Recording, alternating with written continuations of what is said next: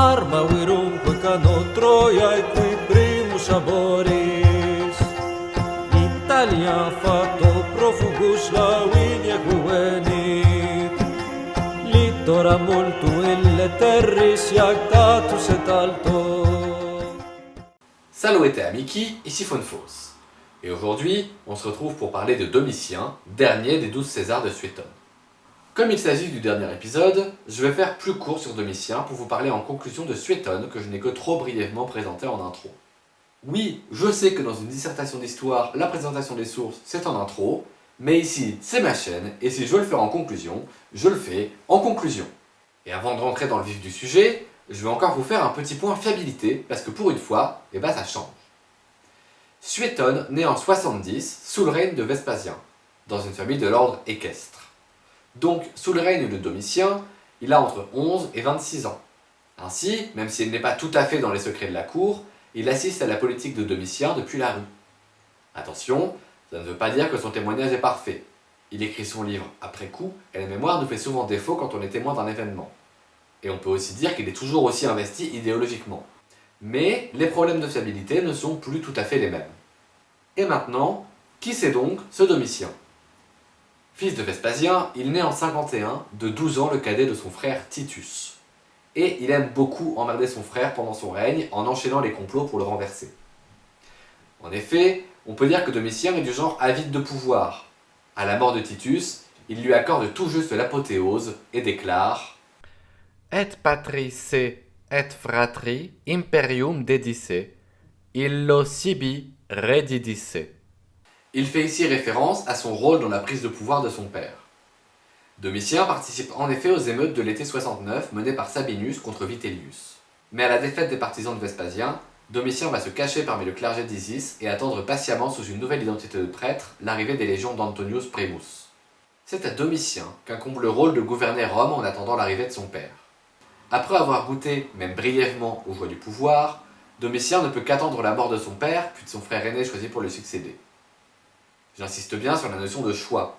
Il n'y a pas de loi successorale à Rome. On choisit l'empereur en fonction du rapport de force à la mort de son prédécesseur. La mort de Titus, après un règne très court, est une mauvaise nouvelle pour Rome. Domitien n'est pas du niveau de Caligula ou de Néron, mais on va dire qu'il fait des efforts pour y arriver. Suétone écrit que sa cruauté n'était pas seulement extrême, mais encore raffinée et imprévue. Il aimait beaucoup souffler le chaud et le froid en leur faisant espérer ses victimes jusqu'au bout. Et je vais laisser Suétone vous donner un exemple.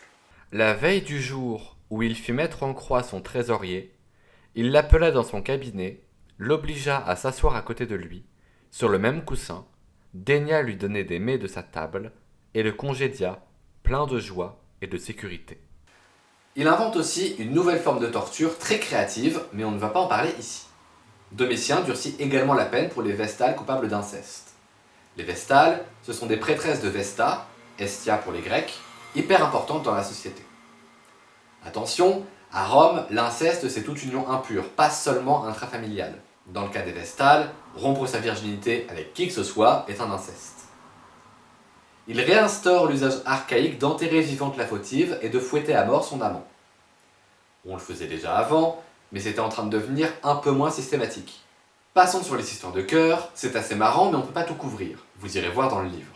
Ce qui est encore plus intéressant et un peu plus fiable, c'est la politique fiscale. Vous commencez à connaître la chanson, Domitien dépense n'importe comment et les caisses sont vides. Donc faut les remplir. Domitien essaie d'abord un peu de réduire les dépenses militaires, mais avec les Germains au nord et les Parthes à l'est, il se rend compte que c'est une idée bof-bof. Et venez pas me dire baisser le salaire des soldats, parce que c'est la meilleure façon de se retrouver avec la tête au bout d'une pique en moins de temps qu'il en faut pour dire coup d'état. Donc, pas de secret, faut augmenter les recettes. Domitien suit la tradition et fait les poches d'à peu près tout le monde. Suétone nous relate notamment une scène à laquelle il a assisté enfant. Il faut savoir que les juifs payent un impôt spécifique pour pouvoir exercer leur religion à Rome. Sérieusement, montrez-moi un souverain qui a foutu la paix aux juifs et je vous montrerai du roman national mensonger. Bref, Domitien accroît la surveillance pour repérer les quelques juifs qui ne sont pas déclarés pour échapper à l'impôt. Et Suétone nous raconte avoir vu dans sa jeunesse un agent du fisc accompagné d'une foule se rendre chez un vieillard de 90 ans pour vérifier s'il était circoncis. Avant de s'intéresser aux diverses tentatives pour renverser Domitien, je vous propose un peu de légèreté. Entre deux exécutions cruelles, Domitien est l'auteur d'un traité sur le soin de la chevelure, malgré son alopécie se développant pendant son règne. Après cette interlude capillaire, les guerres civiles. Vous commencez à avoir l'habitude, en janvier 89, c'est l'heure de la révolte. Le général Antonius Saturnius, stationné sur le Rhin, s'allie avec les Chattes, un peuple germanique, pour tenter de renverser Domitien. Le Rhin ne gèle pas suffisamment pour permettre aux Chattes de rejoindre l'armée de Saturnius, et Domitien l'écrase en moins d'un mois avec les cohortes prétoriennes. Cette tentative de coup d'état est réprimée très durement, mais la brutale répression n'empêche pas Domitien d'être assassiné en 96.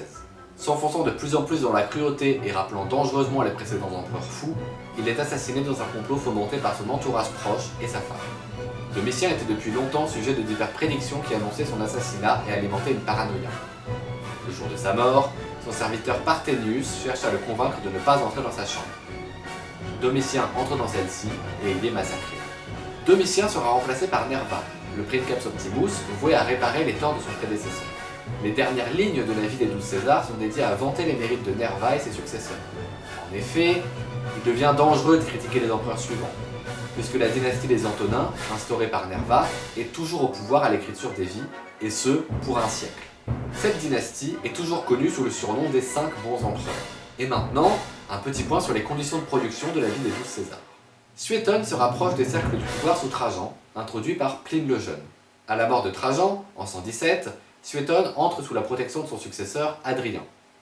Et c'est sous Hadrien que Suétone accède à un poste administratif lui donnant accès aux archives impériales aujourd'hui perdues.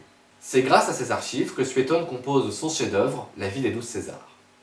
Elle paraît entre 119 et 122, toujours sous le règne d'Hadrien. Et nous voilà enfin à la fin de cette série. On a couvert environ un siècle et demi d'histoire romaine, j'espère que ce projet vous aura plu, j'ai beaucoup aimé le réaliser. N'hésitez pas à me demander si vous voulez une suite, ou même des vidéos qui n'ont rien à voir, je serai ravi de satisfaire votre curiosité. Et si vous voulez la satisfaire vous-même, allez voir en description des vidéos, je vous ai mis plein de ressources. On se retrouve probablement dans quelques mois, après une grosse pause, puisque je conjugue cette chaîne YouTube avec mes études d'histoire. C'était Fonfos, Walete.